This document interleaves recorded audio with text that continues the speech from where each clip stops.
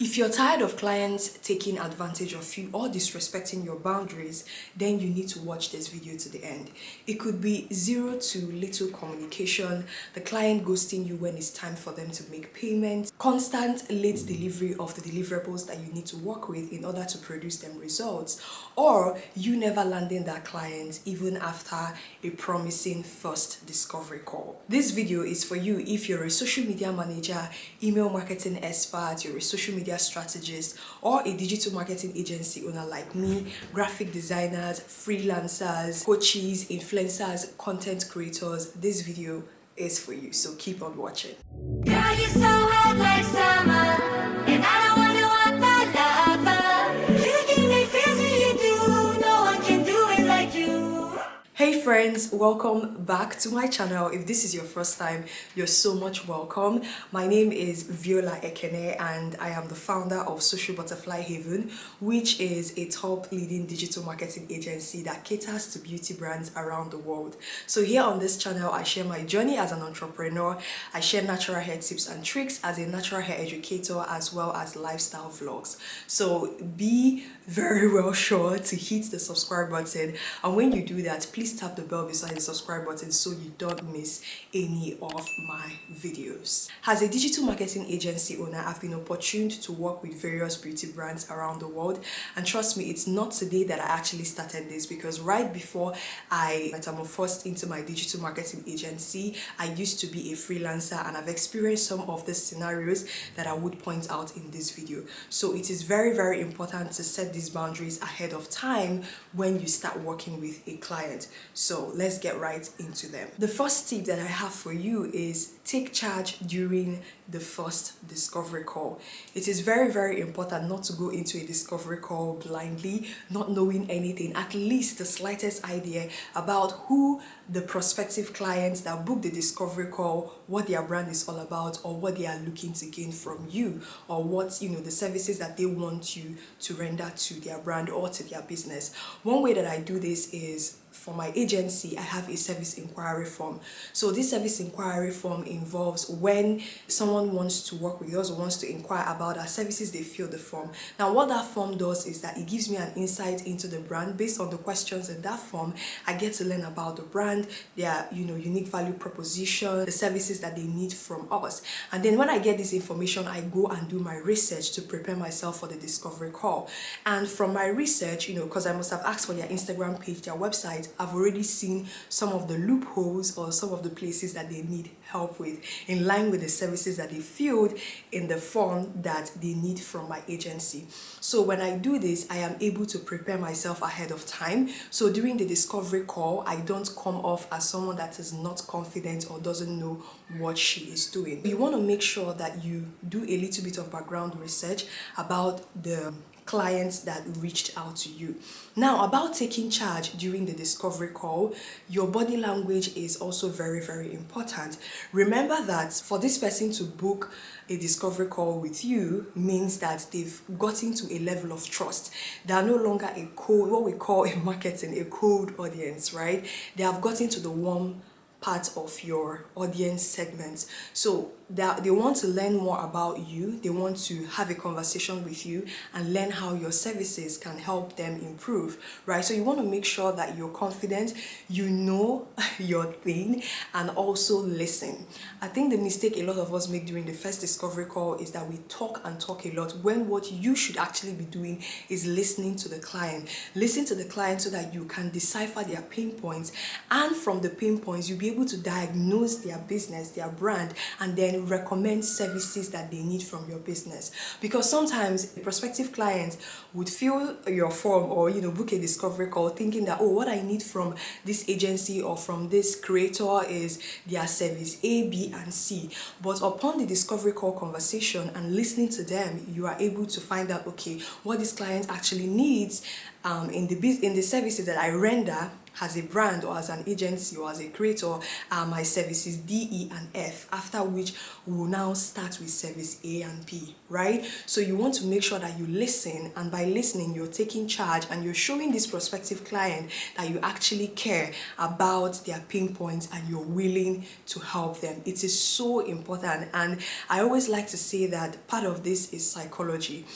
The way that you relate with them in that first discovery call. I remember a discovery call is a discovery call. It shouldn't be something that is so prolonged, you know, depending on the flow of the conversation. Make sure that you take charge, you ask the right questions, you do your research, and you also sound very, very confident. The second tip that I have for you here, and this is one that I've seen so many people make mistakes on and end up either losing that client or the client ghosting them, and that is, do not add your content strategy to your proposal. Now, normally when a prospective client reaches out to you and you've had the free discovery call, most times the next step is for you to prepare a proposal. Now, the mistake that we made is add the content strategy or the strategy of how you're going to help them achieve the results that they want into the proposal. You even go to the extent of breaking it down step by step, which is very risky, because what you're doing is that you're giving away your secret sauce in the proposal. A proposal is just meant to be just that, a proposal. A proposal is supposed to outline the services from your discovery call that you have, discerned that this client needs based on the pain points that they mentioned during that discovery call. So your proposal should outline those services, clearly list out the deliverables, the KPIs, the likely KPIs you're going to be using to measure success for whatever service that you're going to be offering them, as well as your pricing, your pricing packages, if your pricings are in packages, and how you people are going to work together in terms of, okay, after this proposal, this is the next thing that I want you to do, and then this is when you make your down payment and we start work. That is what your proposal should have. Your proposal shouldn't have your content strategy saying, this is what we are going to do, these are the content pillars we are going to work with, because I believe a content strategy is prepared after you've done thorough research on the brand, right? And that must have been after you guys have agreed at payment and they've made a down payment. The thing that happens when you put your content strategy into the proposal is you're basically making the work easy for the prospective client. The prospective client sees it and is like, oh, so this is easy, I can actually do this myself. So they take it and they feel like they can do it themselves and they ghost you, or they take that content strategy that you've added in the proposal and give it to someone else that they've priced before that is cheaper. So please stop adding your content strategy to the proposal. It should come after both of you have agreed, they've made down payments, the contract agreement has been signed, and two of you have started working together. That's when you now send them the content strategy you're going to be working with, and you proceed to create content for them as the case may be. The next tip is stop downloading agreements from Google and using it as your official contract agreement to onboard a client. It is very, very risky, and I understand that the reason why we go to Google and we download, for instance, social media management agreement, social media strategies agreement, all those type of contract agreement, is because we find it way cheaper. And most of us also believe that hiring a lawyer to prepare a contract agreement binding a relationship between you and the prospective client is way more expensive. But trust me, it is not as expensive as you think, and it is not as risky as it would be if something happens along the line. A lawyer would see what you will not see when preparing the contract agreement. A lawyer will be able to see likely scenarios or likely disagreements or misunderstanding that are likely to occur in your type of work relationship with that particular client, and the lawyer would put sections in the agreement in place to make sure that you're protected as well as your client is protected and prevent those situations from happening. Downloading these agreements off of Google, they do not cover and protect you entirely. And as you grow and as you experience different types of clients, different types of personalities, and see different type of scenarios, you can tell your lawyer, okay, in my next agreement that you're preparing, please add a clause that protects me in case something like this happens. The lawyer also understands the jurisdictional laws in your location, covering or binding different scenarios in your work relationship, and would make sure to make provision for that in your contract agreement. Please, if you're a lawyer, please, let's talk about this in the comment section, because I see a lot of people make this mistake and I've seen it backfire so badly that they end up losing so much, right? So if you're a lawyer, please let us know in the comment section where you're located. We need to make sure that we are protecting ourselves as content creators, as content creators, as service providers. It is very, very important. Tell me in the comment section below all the points or all the tips that I've mentioned so far. Have you ever experienced any of them? How did you get out of those type of situations? Please share in the comments below. Someone will read your comments and will definitely learn a lot from it. And I also want to know, because I see that mistake a lot. The next tip that I have for you is make sure your contract agreements are airtight. And by airtight, I don't mean that your agreement should oppress your client, but I mean that all possible scenarios, that are likely to occur or that you've seen occur based on other people's stories, that they are covered in the agreement in such a way that protects you legally. That is why I said downloading agreements, free PDF agreements on Google won't just cut it. You actually need a lawyer, because like I said earlier again, a lawyer would see what you cannot see. I'll give you an example. For instance, in the official agreement or contract agreement that we send out to prospective clients in my digital marketing agency, we have a section called How We Work section. Now, this section outlines the work boundaries. An example of these boundaries are our work hours are 9 a.m. to 5 p.m. So all inquiries, all messages will be responded to, and our work will be done within that time frame. Do not expect an urgent response to your emails or to whatever if it is outside of the working hours, because I've seen stories on social media where someone is saying that a client messaged them by 10 p.m. demanding that they do something for them, which is very ridiculous. And these are the things that you would prevent beforehand if they are all covered in your contract agreement. You also want to make sure that communication details are aligned, are very, very outlined rather in the contract agreement, and that is what we all cover in the How We Work section. So depending on the modus operandi of your business or of what you do, you want to make sure that every section of your contract agreement protects you legally to avoid situations of clients taking advantage of you. And trust me, when a prospective client or a client that you want to work with, you send them that agreement and they read through it, they would know that, okay, this is someone that I shouldn't play with, and this is someone that I should really respect their boundaries. So please make sure that those agreements are airtight. The next tip is have a percentage deduction penalty if a client suddenly doesn't want to work with you, especially after you've done a substantial amount of work. I'm going to give you an example that happened to someone, because of course I read a lot of things online, and I always like looking into industries related to what I'm doing because I'm looking to learn. And in that process, I get to read of other people's experiences and I learn from them, because I don't want them to happen to me before I take action on what to do to prevent that from happening to me. Okay, so the story is like this. So this client reached out to this particular social media service provider, a social media manager in this case, and they've agreed on the deliverables and everything. The client made a 70% down payment, which would enable the girl to start work, because she needed to invest in some resources that would enable her to start work. And of course, making a down payment would show commitment that this social media manager is like, okay, yes, this client is serious and we can commence work for them.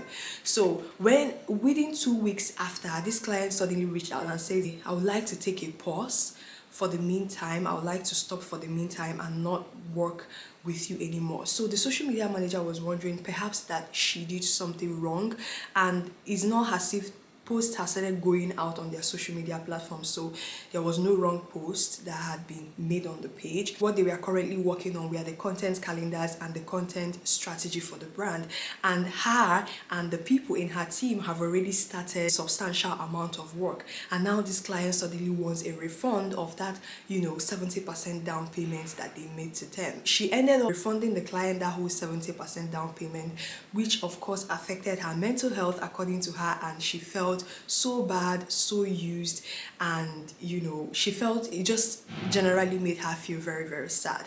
And when I read that story, I was going through the comments, and I saw a lawyer's comment. A lawyer was like, this point that I mentioned right now, make sure that you have sections in your agreement that cover scenarios like this. According to the lawyer, she shouldn't have refunded that whole 70% because a substantial amount of work has begun, and she should still have to pay her team that has started that substantial amount of work, which would make her lose a lot of money as a business owner. Instead, there would have been a percentage in the agreement that covers situations like this. So assuming the client just suddenly wants a refund, you are to deduct maybe 10% of the total payment for that service, or 20%. That way, you as the social media provider or the service provider is not losing generally. So when I saw that, I was like, this is a really, really good point. I talked to my lawyer about it, and my lawyer was like, of course it's already covered in our agreement. And I'm so happy, because that's the thing I said, a lawyer would see what you wouldn't see. So to avoid scenarios like this, because some people are just weird, right? And I know you might be thinking, oh, maybe the social media manager did something that the business owner did not like, and she didn't want to tell her because she didn't want her to feel bad and all of that. And I'm like, two of you are adults, right? And this is why a contract agreement is very important. Communication is very important. If, let's say, they've created a content or something that you do not like, you owe it to them to tell them. And for God's sake, you people are just starting. So there will definitely be a little bit of you both trying to understand each other before you both now come to the point where you are now in sync with exactly how you want to be represented online to the littlest details. If there is any word like littlest, you get my point, right? So to avoid scenarios like this happening and you losing a lot of money or resources that you've invested in starting or commencing work for a client, make sure that your agreement covers you having to deduct a certain percentage of the total price of that service should a client suddenly wake up one morning and say, oh, okay, I don't want to work with you anymore, or I don't want us to move on with this service anymore. So please let me know, has this happened to you? I'd love to read your story. Has a client, made a down payment and all of a sudden they just ghosted you, or they don't want to work anymore? Did you refund all of them, or did you have an agreement that protected you in case of situations like that? Next tip that I have here for you, and this one is something that I've said a lot of us make mistakes because we begin to add our emotions to the work that we're doing, is please always stick to your job description. I understand that you're a very huge fan of the brand and you always want to go over and beyond. You always go out of your comfort zone for the brand. But if the number of deliverables that this client is paying you are deliverables A, B, C, please make sure that you do it absolutely well and submit deliverables A, B, C when you're done with them. Don't try and add an extra D constantly, because here's the thing, right? What you are unintentionally and subconsciously doing is that you're training this client to the fact that you can be overextended. Someone is paying you to do ABC for them, and every time you keep doing ABCD for them, so a day would come up where you are not able to do that ABCD, or then probably something came up, or you're just not in the mood, or you're tired, or you don't want to do D because you know that you're not being paid for D, and the client is like, oh, I didn't get the other one, what happened? And you say, oh, it's not really my job description and I am not able to do that today. I know that there are going to be exceptions where the client understands, people are different, but most times some people would pick offense at that because you're used to overextending yourself for them. You're used to them throwing any responsibility that are even outside of what they're paying you for to you, right? They throw it at you, they send you on errands, or they give you things or assign things to you that you're not being paid for, and you keep shouldering it and you're not speaking up or communicating or saying, oh, we actually offer this as a service. In case you need this, let me know so that I can send you the pricing for that, something along that line. But instead you keep doing it for free. So the day you say no, you suddenly become the bad person. And let me know if this has happened to you in the comments or if you can relate, because this is something that we do so much and we don't know that it is one of the reasons why a client suddenly became cold towards you, simply because you said no to things that you were used to saying yes to them all the time. So please always stick to your job description. Do what you are paid for. If there is a situation, maybe you want to do something extra for the brand or for the client, let them know. I'm not saying, oh, I'm doing this extra for you. What you might be like is, maybe they told you they're paying you for services A, B, and C, and you do an extra D. You're like, oh, also attached is D. I did that to support this ongoing campaign or to support this ongoing project. You've subliminally passed a message to them that, oh, okay, this service D that I did for you is as a support to what you're doing, and not you feeling in the future entitled to getting that service D all the time. Hope that makes sense. If you've experienced this where a client suddenly became cold or got used to the fact that you were always going over and beyond for them, and the day you said no, you became the bad person, let me know in the comments. Please, I'd love to read your experiences. Second to the last tip that I have here is always keep it professional, even if a client starts acting weird all of a sudden. I know that it requires a higher level of emotional maturity to be able to handle client situations where the client is beginning to talk rudely at you, say things that hurt you. The normal human response would be to retaliate or to talk back at that person. But please remember that this is business. Keep it professional. If you're someone that maybe talking like verbally would get you sentimental and your tone of voice becomes more aggressive, keep the communication to emails or keep the communication to messages on Slack, depending on the channel of communication that you use. Remember that this is your business, and remember that whatever way or whatever reason that the client started acting weird towards you is a factor beyond your control. So always keep it professional. Make sure that you don't allow your emotions cloud your judgments. Make sure also that when a client is asking you something or trying to probe further, please keep it professional. Also, your client also has the right to ask questions where they are confused or where they feel they've not been carried along. Always keep it professional, okay? And finally, it is okay to fire or suspend a client. When a client is constantly disrespecting your boundaries, is constantly being rude or disrespectful probably to you or part of your team, and you've warned the client politely so many times or brought that to his or her attention, and they still continue to do that, and those things affect your productivity and your mental health, because I feel like as service providers, especially in creative niches, we need our mental and emotional well-being to be in order to be able to give our best in what we are doing. So if these things are beginning to compound and cause problems, them not sticking to boundaries and the rest, it's okay to suspend them. Tell them that, okay, we are suspending the services for a while now because of this and this attitude or behavior that you've been exhibiting over time, which we have brought to your attention. Or you can fire the client. It's very, very okay. Nothing should steal your peace of mind. Nothing should be something kept on the table that you would have to choose over your joy or peace of mind. Because when you are in a good place mentally, you're able to give your client the best. And the thing is, when a particular client keeps doing things that affect you mentally or professionally and all around, it affects the level of productivity that you give to your other clients that are not giving you headaches at all.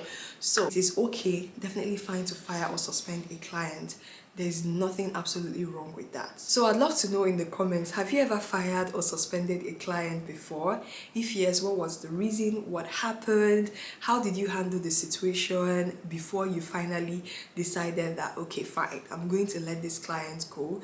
Or how many times have you won the client? Please gist us in the comment section below. My last few words before I finally end this video is, remember that as a service provider, you also owe it to your clients to be honest and transparent with them.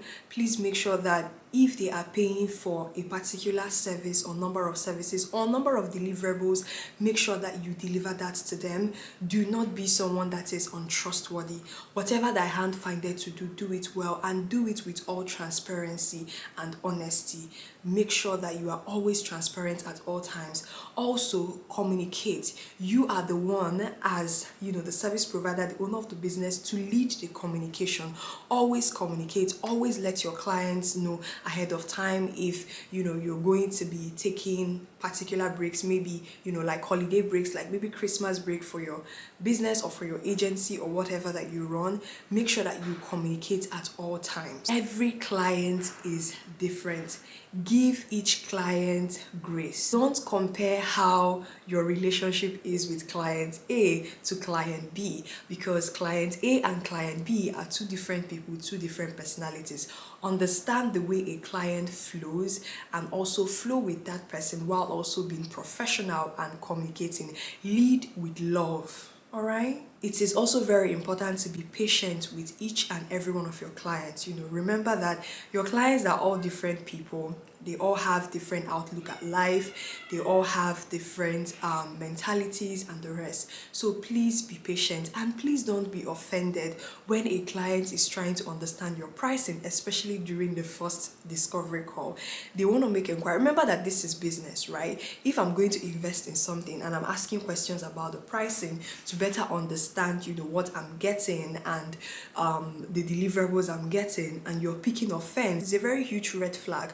So be patient, answer questions politely and professionally.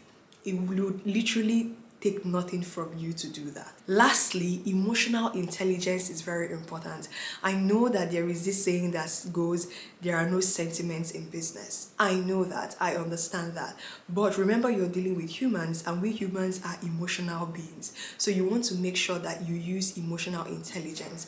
Let's say a client of yours lost someone dear to them. Reach out, empathize with them. If there is something that you can do in terms of the work, that you do for the brand that would help them, do that for them. If it's giving them grace, for instance, they're supposed to pay on maybe 22nd of every month, and knowing fully well that during their mother's funeral or their father's funeral, you can let them pay around maybe 25th or 26th or 27th. What I'm trying to say, it's different for everyone, but emotional intelligence is very important because you're dealing with a fellow human being, and of course life happens, right? So make sure that you are kind and that you lead with love. That's all for this video. I hope you found it really helpful. I'd love to read your comments. Like, I am looking forward to reading the comment section and seeing and reading all your experiences. So feel free to express yourself there. I'll also be there replying as well. If you love this video, give it a thumbs up. Don't forget to subscribe, and when you do, tap the bell beside the subscribe button so you would be notified whenever I make new posts. I post vlogs as well on this channel, as well as natural hair tips and tricks, and my journey as an entrepreneur. Don't forget to share this video with a friend that is either a social media manager, content strategist, digital marketing agency owner that this video will be beneficial to. They would be so grateful that you did. Okay, so I'm gonna see you in my next video. Do take care of yourself, and I wish you all the best with your clients, and I pray you continue to get that money. Okay.